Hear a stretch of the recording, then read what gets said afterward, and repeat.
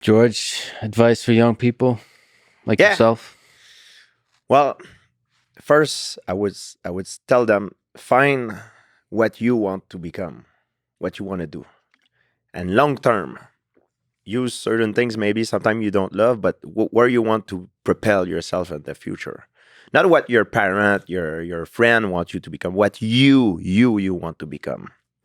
So once you find it, you cannot doing it by yourself. Everything that is big achievement in life, we cannot doing it by ourselves. So what I would say is second thing is try to build up your team and try to build up your team to be able to achieve your goal of people that are competent and people that you trust. You need both competency and trust. I see a lot of people sometimes in business, for example, they hire people that are that they trust, but they turns out to be incompetent.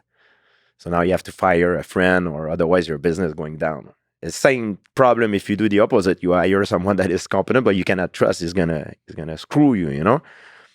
So it's very important to stay away from the negative. Build up your team, people you trust and that are competent. And I would say the third one is to work hard, to sacrifice yourself. Yeah, you have to go through hell sometime, but yeah, you have to see the light at the end of it. To keep your dream in mind is going to give you the motivation to go through the tough time. It's nothing easy to go work is nothing you can accomplish without hard work. The fourth one, I would say, to invest on yourself constantly. If you do not invest on yourself, on whatever you are, in which business and sport, the game will catch up to you. For example, if you become champion at something and you stop improving, the other guys that are trying to be champion, they're gonna catch up to you. So you need to invest on yourself. And most people, most athletes, they make the mistake when they start to having money, they buy luxury stuff. And that's one thing I didn't do. When I start making money, I was investing on traveling to New York, training with John Gordon and the guys to learn what is new in the game of jiu-jitsu. I used to go in Thailand, train Muay Thai, uh, in Los Angeles to perfect my boxing skill. So instead of taking that money to buy me jewelry, cars, and to do what a lot of guys do because it's a mistake, I invested on myself because I know there were people coming, they don't want my place. So I didn't want them to catch me. And the last one I would say, it seems weird. I would say to give back. And it's not because I'm a nice guy. And it's not that, I don't say that to look good. I say that when you make it, it creates opportunity where you can help certain group of people.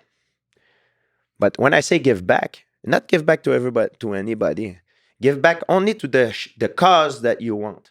I give back not because I'm a nice guy. It's kind of selfish. I only give back to the people that I want to give back.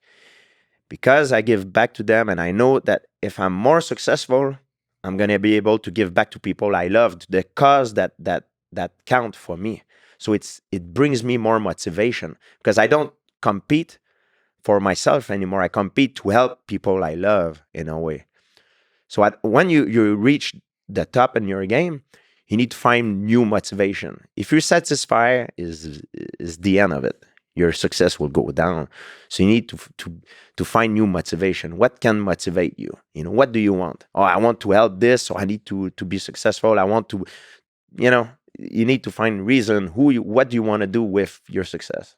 So when I say give back, it's not because I'm not because I'm necessarily. It's not to look like a nice guy. It's to keep your motivation to be able to keep climbing the ladder even more.